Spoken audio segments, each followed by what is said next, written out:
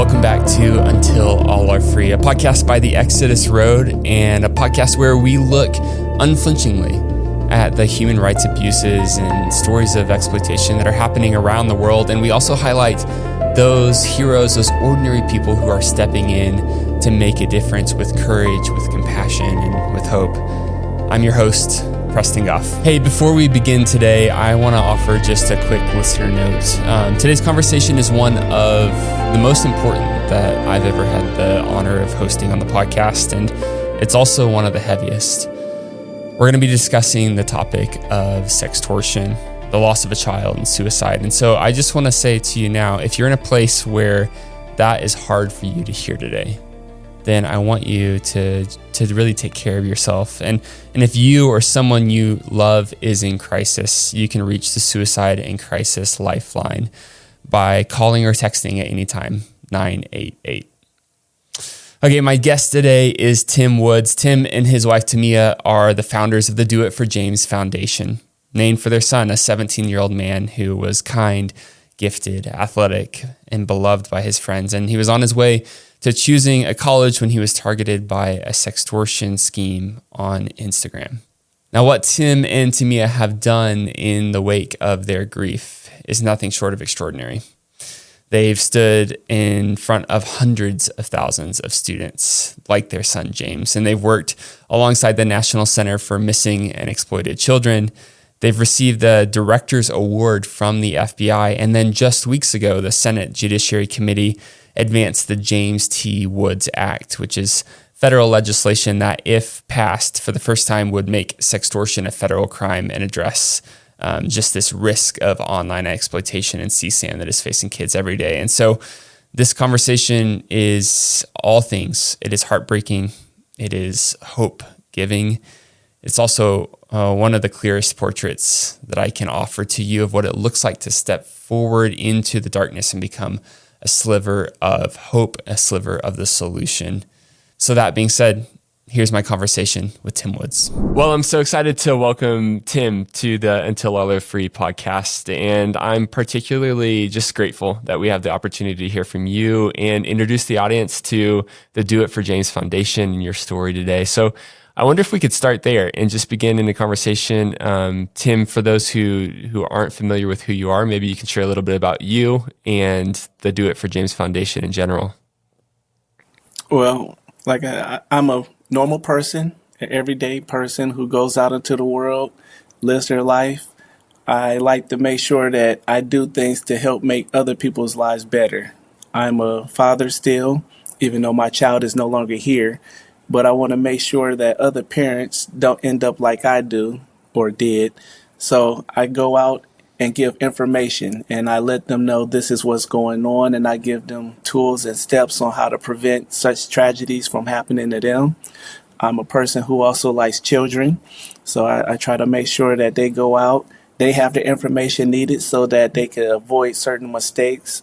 And if they do, make a mistake that's, might be a little detrimental to what they're trying to achieve in their life, I give them the tools to get out of that situation also. So I'm pretty much just a nice, normal, everyday person who wants to help make the world a better place. I love it. Nothing special. Yeah, I beg to differ. I think you and Tamia are both incredible humans, and also I think our audience will encounter that as we step into your story more. I wonder, when we talk about the Do It for James Foundation, obviously that the name of that foundation is deeply personal. And I'd love to just hear about it. I'd love to hear about James, anything that you'd want to share in terms of who he was and who he continues to be for you and Tamia. And just, hear about him. So the Do It for James Foundation, the name does come from our son, and we do this for James. Ever since he was born, we pretty much did everything for him. Most parents, they make certain sacrifices just so that they can raise their children properly, give them the good life that they envision for them. And I'm no different. My wife and I, we wanted to make sure he was going to be healthy, be intelligent, get an education, do sports, eventually have his own family after he got old enough, graduated college, all these different things. And James, he pretty much wanted a lot of those same things for himself. He did sports. You know, football wasn't his favorite sport, but he liked it. But the physicality in it was a little too much for him, so he gravitated over to basketball and running track, and he was pretty good. You know, he played a lot of video games. You know, most kids do. I mean, I play them still myself, and he invite me to play with him and his friends all the time. So it was part of one of the things that we did that helped us bond closer. James also loved playing chess. He was pretty good at playing that, and his friends hated him for it because he'd always win, and they blamed me for teaching him. I said I'm sorry, but James nothing he can do. He's just a Renaissance man, good at everything. he was a unique person. He cared about people also too, because he was always helping tutor some of his classmates in geometry and other areas of school, and helping them get really good grades. And sometimes their grades that they got were still better than his, even though he was the one that was tutoring them, which was mind-boggling to me. But it is what it is. Oh, I love seeing the posters of James behind you too, that just show him in, you know, a couple different environments that were really uniquely him, right? I see basketball and track, and it's fun to get to even see the photo of James as you talk about him. Yeah, it is. So right now I'm in his bedroom. So we pretty much turned it into a shrine. Yeah. So there's lots of pictures around, his medals, his varsity jacket, different things that says his name. This was his basement, was his whole bedroom. It was a finished basement, and it was like the size of a small apartment. Nice. So we just put all his stuff up after he was gone, and we come down here and we use this as a work area or a place just to remember all the good things and the pictures that we have. Yeah, be in his presence in that sense. You know, you're hinting at it, but I think I would love to just ask you to share, you know, to the extent that you're comfortable, kind of what even were the circumstances that led to the creation of the foundation and that action. So on November 18th of 2022, shortly after 7 p.m., James was contacted by a young woman that he's never met before. He's never seen her before, never met her before, but through direct messaging and Instagram is how she contacted him. And they struck up a conversation and was talking for a short period of time, and they felt very comfortable with each other.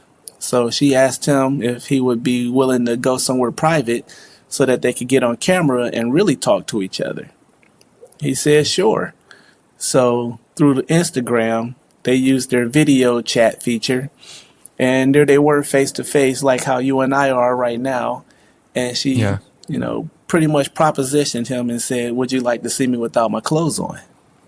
He's a 17-year-old guy. He likes what he saw. So he wanted to see more. He said yes. I don't blame him for that, because I think most guys at that age is looking at somebody who likes them and they want to see more.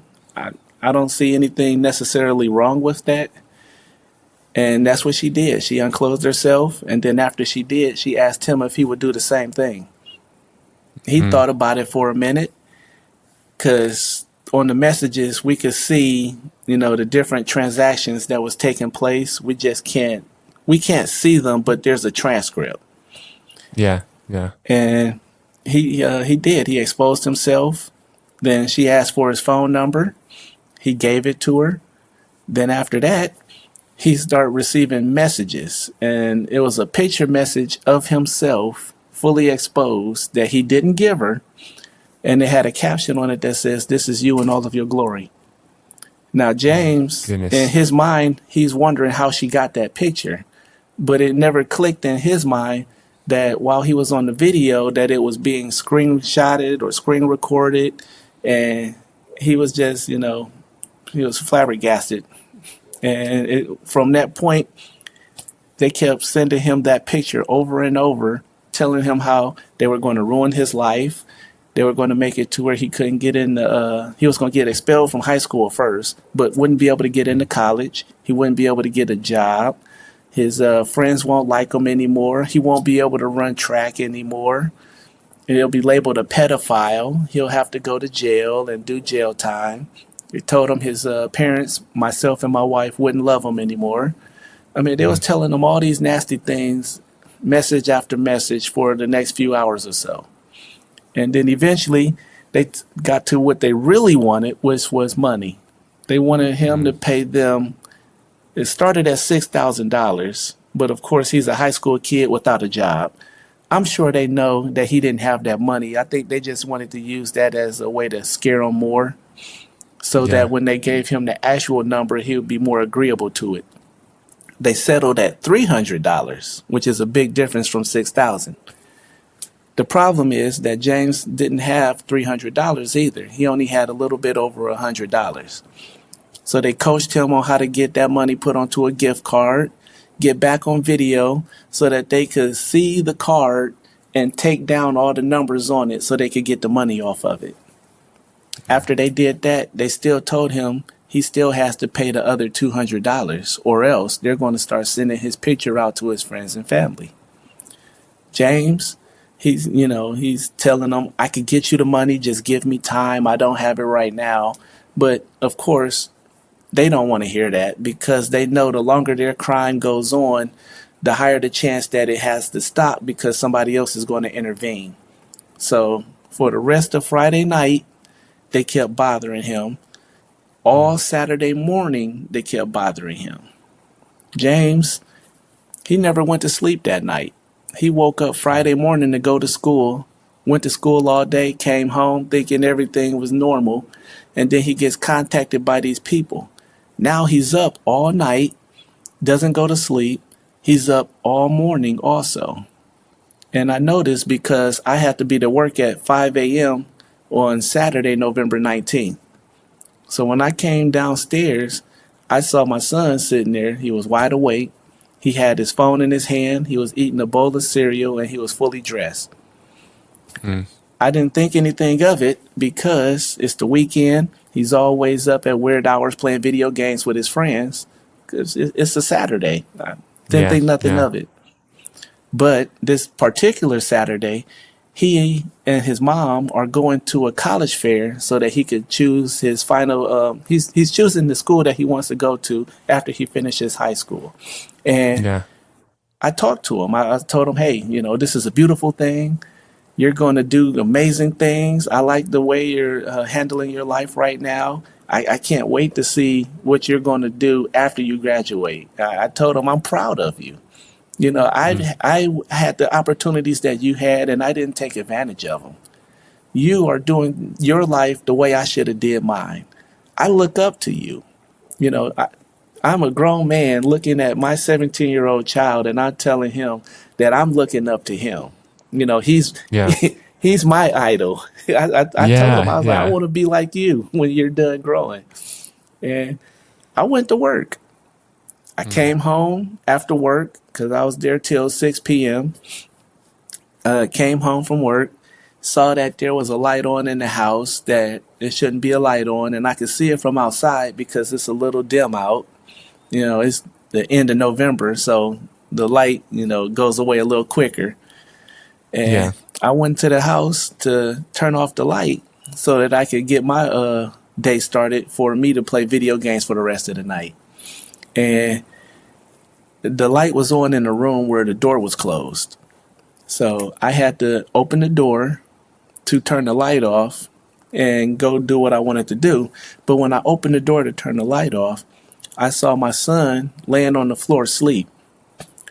And again, I didn't think anything of it because he's always sleeps somewhere in the house in a weird spot. So I screamed his name, hey, James. And he didn't move. And I knew he wasn't going to move because after I stepped into the room to clearly get a good look at him, I could see that my son wasn't asleep. My son was dead by suicide. But when I screamed his name, I don't know why I did it, but I was hoping for a reaction or something to Yeah. say, Yeah. yeah, Dad, I'm right here, or what's wrong, or, something. And I didn't get that. I pretty much stood there for a minute or so, frozen, because my legs wouldn't let me walk over to him. Yeah. I had to drop to my knees, crawl over to my kid, and I got all these tears in my eyes. I could barely see. I'm wiping my eyes as I'm crawling over to him. And I just Yeah. laid on him for a minute, and I'm wondering, like, what did I miss? The last conversation I had with him, we were happy, we were laughing, we were smiling. It was a good thing. And Yeah. for him to be gone right now, I had no answers on why. I noticed there was nothing wrong with the house. Nobody broke in or anything. There was nothing out of place. There wasn't like a sign of struggle or anything. It was just him gone. And I had all this anger just building up inside of me. And I just wanted to know who I had to hurt, because I know there is somebody responsible for this. I just don't know who it is. I had to pick up my phone, call my wife to let her know that the only child that she and I will ever have is no longer here. And I couldn't tell her why. Yeah. And that Yeah. phone call was like one of the hardest talks that I ever had to have in my life. Yeah. Because the way I felt, I'm sure she probably felt the same way or worse. She's the one who carried him in her belly, who was hurting her back, hurting her feet while she was pregnant. When I Yeah. wasn't there to do certain things, it was her. It was a lot of thoughts going through our minds at that time. After I got Yeah. off the phone with Yeah. her, I called the police. They came out, they did their investigation, and they determined that it was 100% suicide. There was no foul play or anything. There was nobody else that was in the house that had a hand in it. And we had to accept that. And after that, my wife and I, we started getting calls from news stations, and they wanted to get our take on what was going on. And we did that. We did some interviews, but before we did the very first interview, we went to James's school. So James passed away on a Saturday. Sunday morning, after the police did their investigation, we went to the police station around 7 a.m. in the morning. Sergeant Stan of Streetsboro Police, he gave us James's phone back, and he told us everything that he could at the time on what happened. We took all that information because he said it was going to be some hard stuff that we was going to find out. And everything that he didn't tell us was still in the phone. They didn't delete anything. They gave it back to us and told us where Yeah. to look and whatnot. We took all that information, and we got a better understanding of what James was going through. The very next day, on Monday, it's only 2 days after James was gone, my wife and I, we went up to his school, and we talked to his cross-country team and his track team, and some of the staff from the school was there, like the coaches, the principal, superintendent. But we talked to everybody there, mainly the children, and we let them know that there was nothing that they could have did, because when news started spreading about James, that first Yeah. day on Saturday evening, his phone just kept blowing up with all kinds of calls, text messages, and everybody was wanting to know what happened, if he was really gone, because he had a lot of friends. But we reassured everybody it was nothing that they could have did. They didn't do anything wrong. They didn't miss anything. It was just something that happened to a good person. And now it's affecting everybody. And my wife and I, we noticed that it was a lot of people. They were crying. They were sitting there wondering what happened. What did they miss? They were talking about how they had certain plans with James that they didn't get to fulfill yet. I mean, it was all these different things. So when we were doing the interview with one of the news stations, the woman, she asked us, she was like, so with all of this that's going on, with all that you have learned, are you going to start a foundation because of it in James's honor? And my wife, she instantly was like, yes, that is what we're going to do. And I said, okay, we're starting a foundation. And I was okay with that, and ever since then, Yeah. we filed the paperwork and we've been going out and we've been trying to make life better for other people so that they don't go through what James went through. Because Yeah. looking at all his Yeah. friends, it was sad to see all of his friends in there. Everybody's crying as we're telling them exactly everything that happened to an extent. We didn't want to traumatize everybody, but we gave them a good understanding of what happened. And just to Mm. see how they reacted, and for us to learn later that there was four other people who came forward after we talked to them and said that they were going through a similar thing at that present time. Oh my goodness. It, Wow. it's, Wow. it's, Yeah. it's It's heartbreaking. interesting. It's absolutely heartbreaking. And I think, I hear it in James' story, right? And even as you process, and obviously you've had plenty of opportunities to process and talk about what you've lived through. But this idea of the crime of sextortion really affecting kids that don't meet a lot of the vulnerability indicators that you would imagine, that like they're kids with great support systems. They've got great mom and dad. They've got great friends. They're kind of, James is excelling in all of these areas. And yet like, the speed at which like this crime really like overwhelmed him and kind of created this tragic moment, I think is really unique to this specific crime. And it's really consistent with what we see. And I think, from the outside, like as people hear this story, I think it's a truth and a point to understand that, as a parent, of course, you ran through all the questions, and I have my own children, and I think about like, of course, you want to be like, what did I miss? What did I do wrong? Or what could I have done differently? And,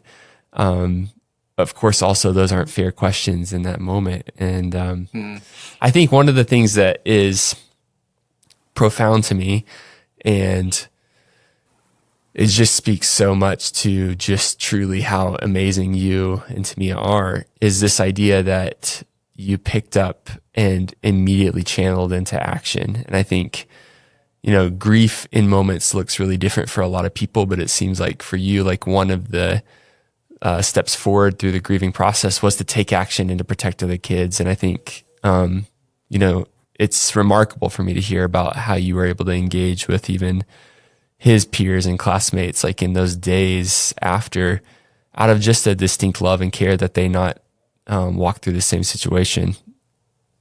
Well, a lot of James's friends, whether it's people in the neighborhood or in school or whatever, we know personally a lot of them. We know their parents, we know the people, the sisters, the brothers, the cousins. James had a lot of friends. And like I said, we knew pretty much all of them. We have their phone numbers in our phone book so that we could call the parents if we need to, or however we need to interact with anybody. So for us to physically know somebody and then still leave them out there to where they could be harmed knowingly, it didn't sit right with us. So we decided we was going to do something about it, and that's how it started. It started with James's friends, and then from there, it just kept growing. Yeah. We truly want to help make it to where they don't suffer what James did. So tell me about what that looks like. Today with the Do It for James Foundation, what are the activities? What are the things that you are doing to help prevent this from occurring in the lives of other kids? So let's see. We do a lot. We go to fairs, and we'll set up a table at a fair, and we'll give handouts to the parents, and we'll question kids if they come up. We have a big wheel that they can spin, so they get to pick a prize, but they have to answer questions, and we ask them different things about safety and who to go to as their trusted adult, stuff like that. We go to summits. We work summits. We expose. We talk to different conferences where there's doctors, forensic nurses, politicians, safety officials. We go to a lot of different places. We travel across the country. Our main thing that we do is we go into schools and we talk to children. So the principal or the superintendent or whoever's in charge there, they'll fill up the gymnasium, all kids, or the auditorium, and we'll talk to them. We'll tell them about James's story. We'll tell them about different things that's going on that they need to be aware of, like grooming and trafficking. We do bring up drugs and alcohol and rape, molestation. We talk about a bunch of different things. We don't harp on any one thing because we don't want people to just focus on this one big negative like it's the only thing out there. So we try to Yeah. spread everything out, but we also bring the kids down in front of everybody and we bribe them with swag bags so that they're willing to talk to us. So after the first kid comes down, we ask them a bunch of questions, and whether he or she, answers correctly or not, we still encourage everybody to talk because we tell them it's a no judgment zone. Then Yeah. after they answer the questions and we tell them good job, thank you, and we let them know how right they were or what they could have done better, and we give them a bag with some goodies in it. And they Yeah. say, "Oh, thank you." So Everybody we say, wins. Everybody yeah. wins. I So like we say, that. "We have Yeah. another question. Do we have a volunteer?" And you automatically see hands just go up. Yeah. Yeah. Yeah. So we make it interactive, but we Yeah. like to make sure we're in front of children and we get them engaged too to give them a voice. So Yeah. we do a lot of different talks with a lot of different people. We've been to DC a number of times. We work with the National Center for Missing and Exploited Children, Yeah. and that we got with them like shortly after James was gone, and we've been working with them ever since. They do a lot of good stuff, and they invited us to help. So we took that up, and that got us in front of senators to help Yeah. change laws. I mean, we're getting laws named after our child, I and know, and that's an I want to honor right ask you there. about it. That's amazing. That's amazing news. And that's recent news. So I want to get there. So I'll ask you about that more as we progress. I want to hear a little bit about, you know, you are in this unique position where you've been in front of thousands of students and you've interacted with Hundreds of educators and thousands. hundreds of thousands. I'm sorry, hundreds of thousands of students and presumably parents and community leaders. What are you hearing from them as you talk about these things? Do you hear like, oh my gosh, yes, finally someone's like talking about it, or do you find that people are unaware? Like, what's the general reaction? So it's a mixture. When we talk Yeah, to the adults, because every time we talk to children, we also make sure we talk to the adults too. And a lot of people, they do work in law enforcement, but even law enforcement, they only have their side of everything. When we yeah, speak, they always learn something new because we tell them basically everything we know. We talk to them about the different instances that we've come across where we had to help people. Because just because one person goes through something and the next person isn't going through it doesn't mean that they still can't take that information and use it some kind of way. But yeah, we've been talking to a lot of different people about a lot of different things, helping people in certain areas, and law enforcement and politicians, they're our two biggest advocates. And yeah, for them yeah, to, always ask us to speak, it's a good thing because we're still telling them something that they didn't know, even though they are a part of that area to know those things. And even us, we still learn too. We take classes, we go to seminars so that we can learn other things. We try to make sure that our education is still advancing so that we can at least keep up. We can yeah, never really get ahead of criminals, but I always say something has to happen in order for everybody to move forward. yeah, yeah, If everybody just had the perfect life, there would never be need for any type of advancement or any changes or improvements or whatever it is. Something yeah, bad has to certainly. happen. Yeah, yeah. There's definitely an element of that where, in this moment in time, especially like as we see so many crimes moving forward in new ways because of technology, AI, all of that being a huge role, like even, AI generated CSAM as a component of sextortion is a major point of conversation.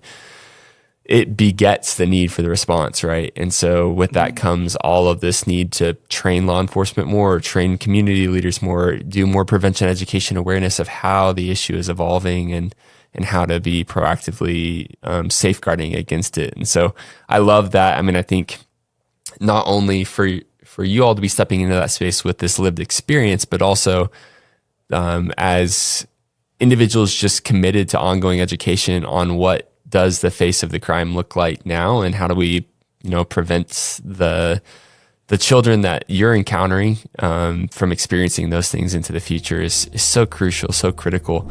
Hi, listeners. We'll get back to the conversation with Tim in just a moment, but I just want to take a brief second to interject and say, hey, if this is something that is pricking your heart, if it's awakening something in you and you're like, I've got to do something about this. Maybe you're a parent or a grandparent, a counselor, a teacher, a community leader, a pastor, and you have children in your life that you're worried about as it relates to this topic. I want to make you aware of this amazing resource that we have at the Exodus Road that's called Influenced. Influenced is the Exodus Road's prevention education program, online safety program for children. And it exists because of one reason. We want to put the tools of online safety directly into the hands of kids, into the hands of parents and the trusted adults around them. What Influence does is it meets the reality of these dangers head on, and we teach young people how to recognize grooming, how to spot the tactics that live behind sextortion, and how to navigate the platforms that they're already on in an important way. We also teach them how to ask for help if they encounter anything dark in the online world. And here's the best part. Our courses are available completely online. We want you to be able to access this from the comfort of even your home. And so we've created fully online courses tailored for young people and tailored for adults. They're separate but complementary.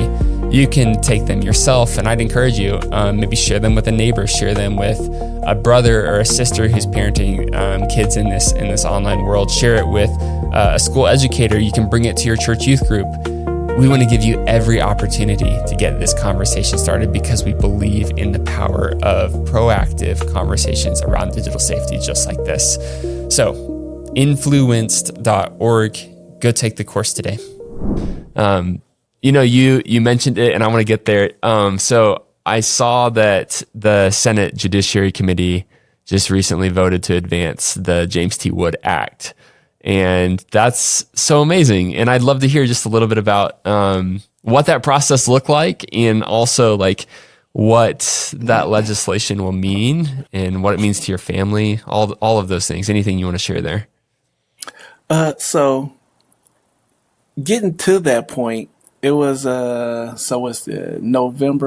October, around October time of 2025 is when we were contacted by Senator Durbin's people and Chairman Grassley.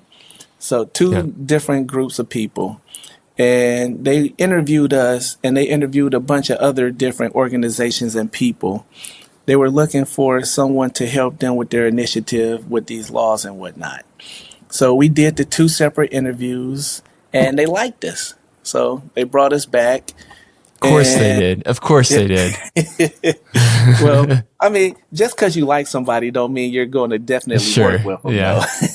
So, Yeah. But they brought us back. We went through all the checks and balances and whatnot, and we went through everything that they gave us. And December 9th, they brought us to D.C. so that we could speak to the Senate.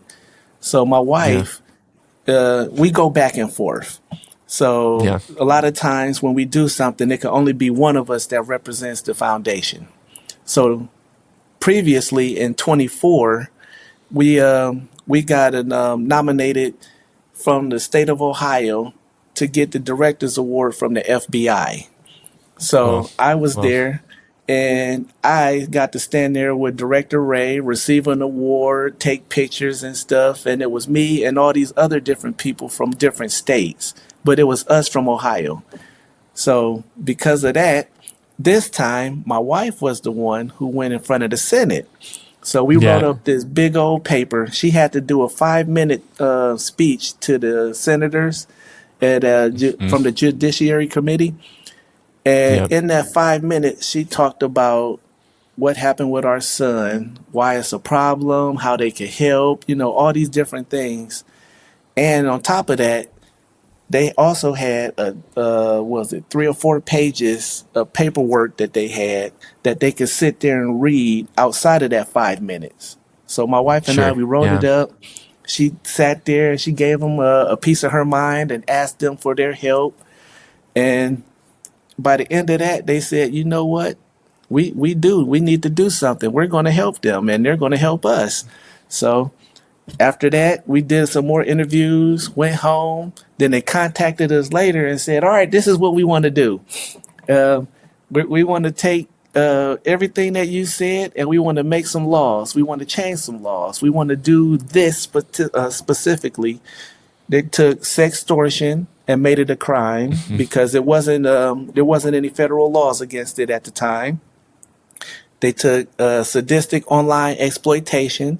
They're making that a crime also because that's something new. So there was no crime for it. I mean, no law for it as a crime yet. And they took CSAM and they're making the penalties and everything for that a little harsher and more strict. And they combine that all Yeah. together into the James T. Woods Act. And they asked us, they said, is it okay if we name it after your son?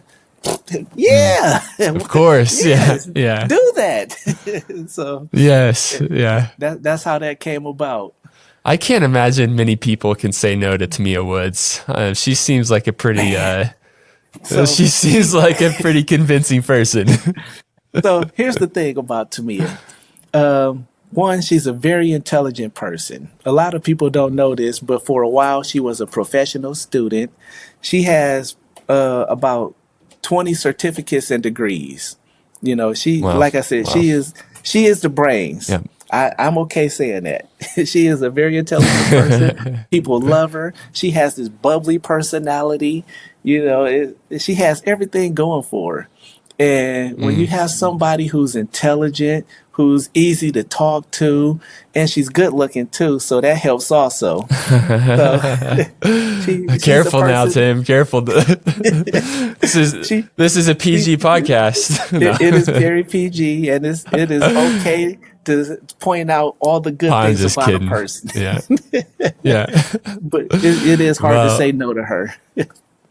yeah. Well, congratulations. That's just really it's amazing news, and it's such a hopeful thing that, sometimes when you step back and at various moments in time, it's easy to look at kind of the political scene and wonder, hey, like what good is being done, or like how do you make sense of the chaos? And I love this moment when we can say, oh my gosh, look at this act that's been pushed forward that will protect Yeah. children, and that it carries the name of your son is such a wonderful thing. So yeah, we'll have to follow that as it continues to advance and moves to final law.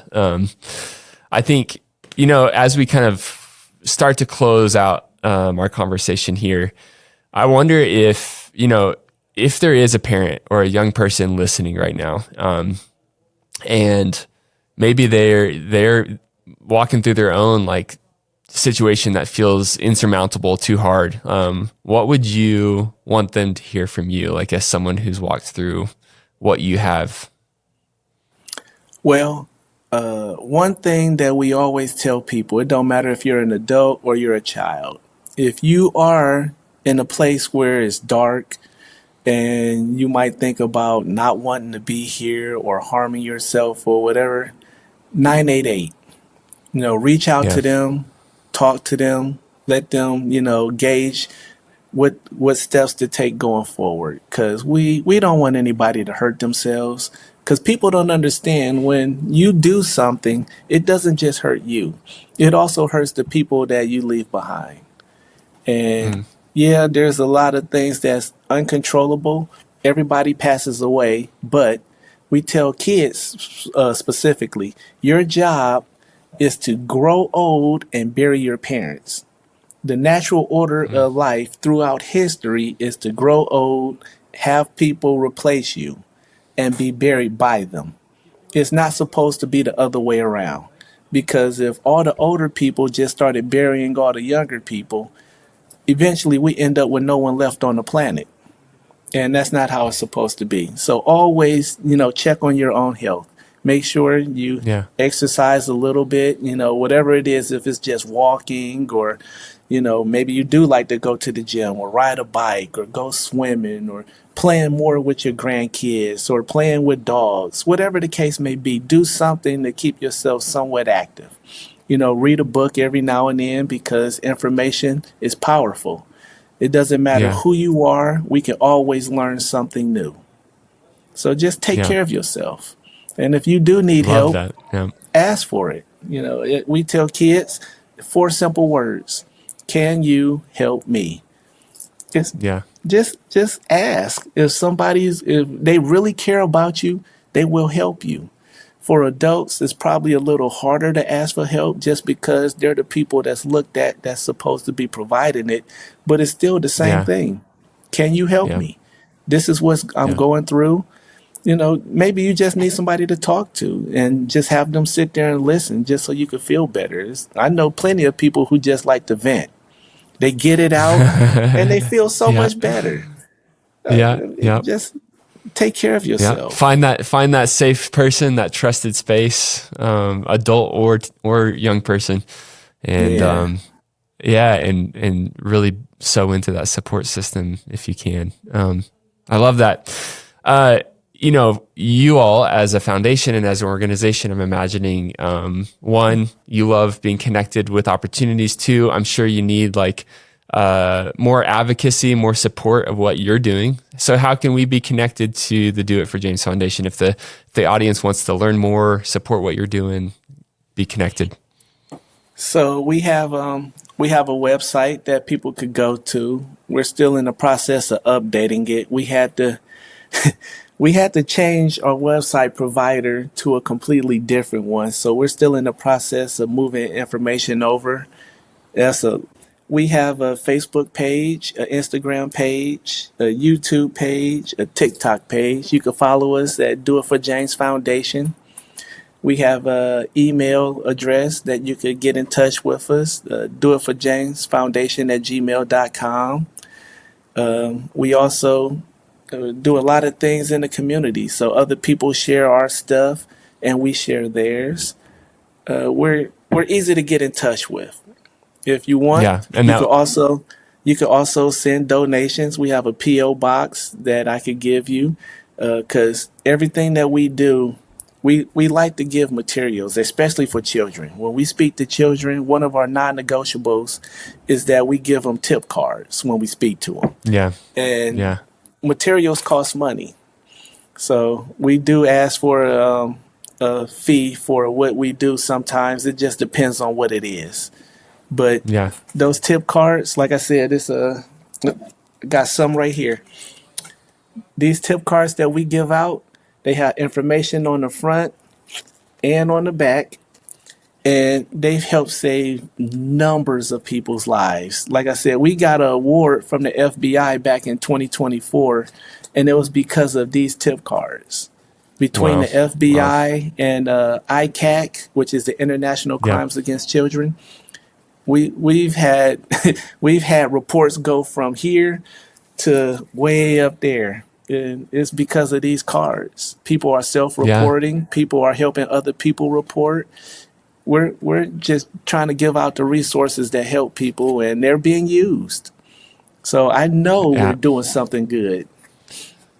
I love that example of the simple thing, right? Like a card with just a little bit of education work on it can be the difference between a kid finding the support that they need or not. And I think as listeners, in this space, like we say Until All Are Free is a space where we are unafraid to look with open eyes at the dangers and the realities of the crimes that exist around our world, the human rights abuses that exist in our world, and take a step forward into that. Not because we think we can solve it all on our own, but because by taking a step forward, we can offer at least a sliver of that solution. And I think that's a great example of like, you may be listening to this and be like, well, it's beyond my ability, but a simple act of like becoming educated and then creating a pathway for vulnerable people to have like a card in their hand so that they understand how to get help, how to report things, is changing lives in an amazing way. And I'm so honored and so thankful for the work that you guys are doing. Your website address is letsdifj.org. And then I'll make sure that all of the handles and your PO box and all that is in the show notes too, so that audience can get connected and support them. I'll make a call out for you. That way you don't have to ask. Send them donations, support them. Let's support the effort that they're doing, because they're changing lives in a really profound way against one of the fastest growing crimes that exists in the US, targeting our kids today. So Tim, it's a real pleasure to see you again and to be in conversation. Thanks so much for being on the podcast. Hey, well, thanks for having me, and you guys keep up the good work you're doing too. All right, that was Tim Woods, the co-founder of the Do It for James Foundation. I want to thank Tim for this great conversation, for trusting us with James' story, for the courage it takes to keep telling it, and for the work that he and Tamia are doing every single day to make sure that no other family has to walk the road that they've walked. All right, let me give you a few action items as we close out. First off, I want to encourage you, go and support the Do It for James Foundation. And listen, if you have the means, send them a donation. The tip cards that Tim mentioned in this episode have helped save lives, and those cards, they just frankly cost money to print and distribute. So give them some support. Follow the James T. Woods Act as it moves towards final passage, because this is real, tangible legislation that will protect kids, and it carries the name of James, the name of this young man who just deserved a safer online experience than what he found. And then lastly, go to influence.org and take that course. Share it with the young people in your life. Share it with other adults who are caring for young people and trying to navigate the complexity of this space. And I want to say this, if anything in today's episode stirred something in you, if you're carrying a weight you haven't named, or you're worried about a young person in your life, please reach out. 988 is there for you around the clock. Tim said it best in this episode. It's 4 simple words. Can you help me? Ask them, and the people who love you will answer. This has been Until All Are Free, and it's hosted by me, Preston Goff. This podcast is a production of The Exodus Road, a global anti-trafficking organization with a vision for a world where no human is ever bought, sold, or exploited. If you want to learn more about the work that we do, or support it directly, you can visit us at theexodusroad.com. And if this episode moved you, I want to invite you to share it. Send it to someone who needs to hear it, and follow the show wherever you listen so that you don't miss what's coming next. New episodes drop on Fridays. Until next time, thanks for listening.